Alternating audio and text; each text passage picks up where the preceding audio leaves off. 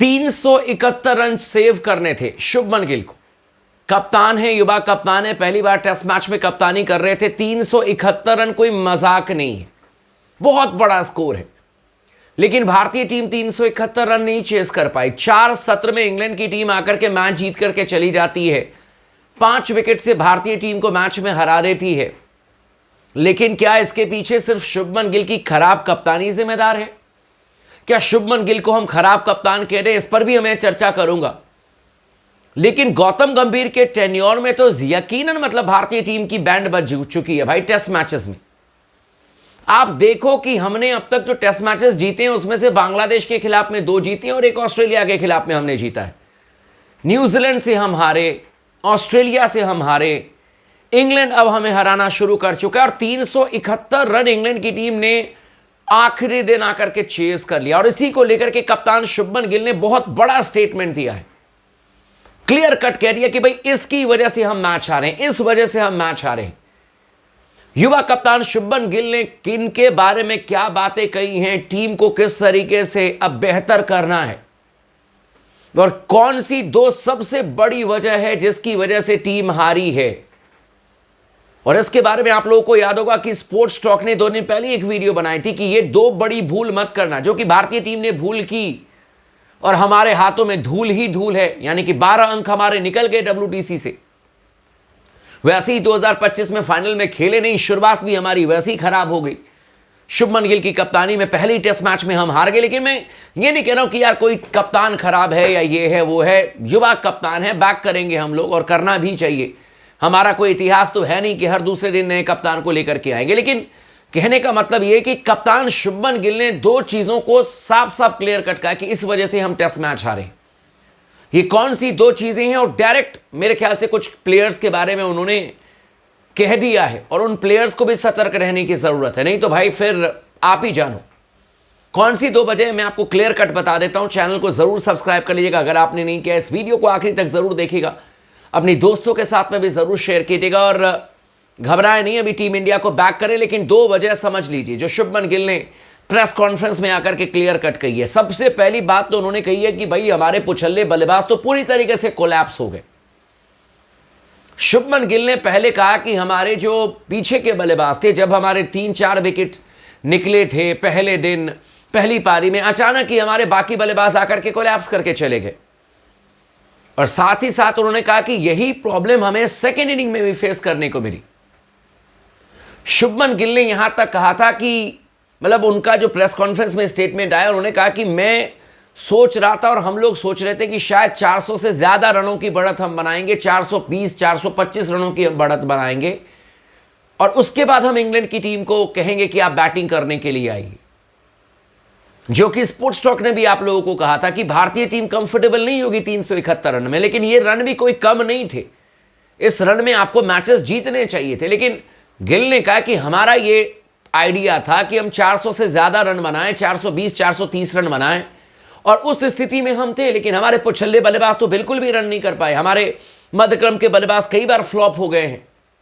मैं मध्यक्रम में ऋषभ पंत और मतलब बाकी बल्लेबाजों को मैं नहीं शामिल कर रहा हूं। मैं ये कह रहा हूं कि यार ना तो आपके करुण नायर चले, ना तो शार्दुल चले, ना तो जाडेजा ने उस तरीके से कुछ बहुत प्रभाव छोड़ा है बैटिंग में।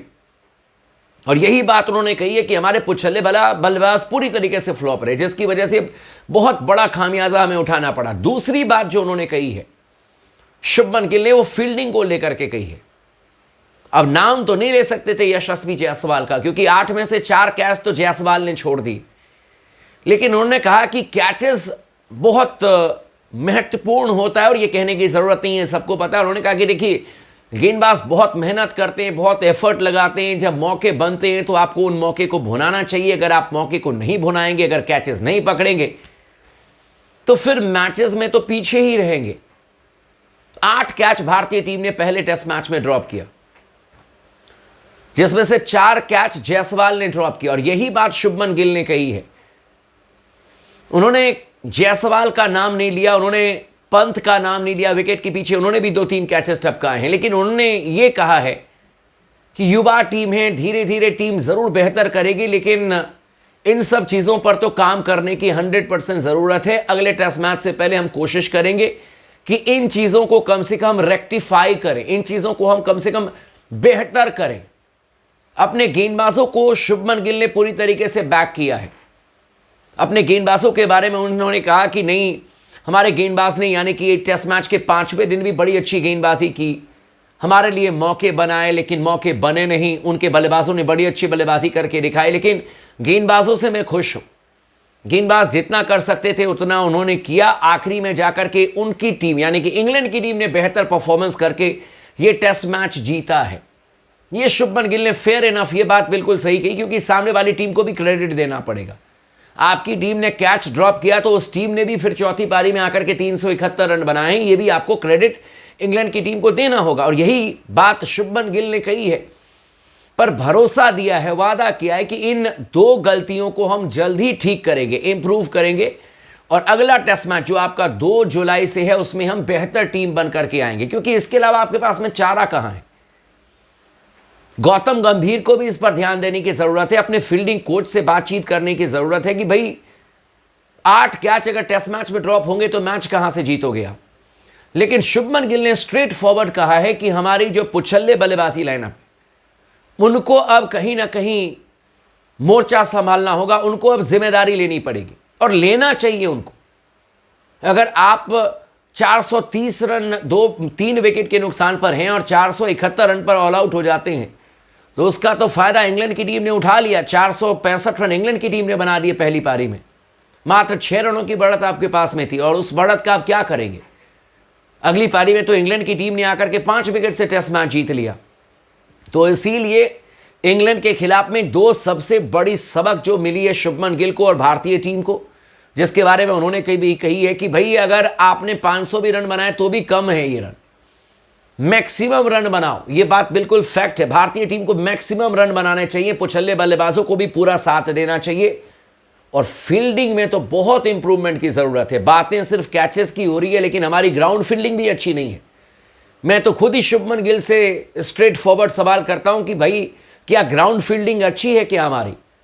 किसी के टांगों के नीचे से गेंद जा रही है, किसी के हाथों के नीचे से गेंद निकल जा रही है। आप जरा फुटेज उठा करके देख लो टेस्ट मैच के 5वें दिन, आपको पता चल जाएगा। और शुभमन गिल को भी थोड़ा सा इंप्रूव करने की जरूरत है, थोड़ी सी एग्रेसिव कप्तानी करने की जरूरत है। और एग्रेसिव कप्तानी सिर्फ कम ऑन कहने से नहीं होती है, एग्रेसिव फील्ड प्लेसमेंट होनी चाहिए। कैचिंग पोजीशन में खिलाड़ी को लगा करके रखना चाहिए, नहीं तो इंग्लैंड की टीम इसी तरीके से मैचेस जीतती चली जाएगी। जब तक आप उनके बल्लेबाजों को दबाव में नहीं लेकर के आओगे तब तक शायद आप मैच नहीं जीत पाओगे। ये बात शुभमन गिल को अब समझ में आ गई होगी।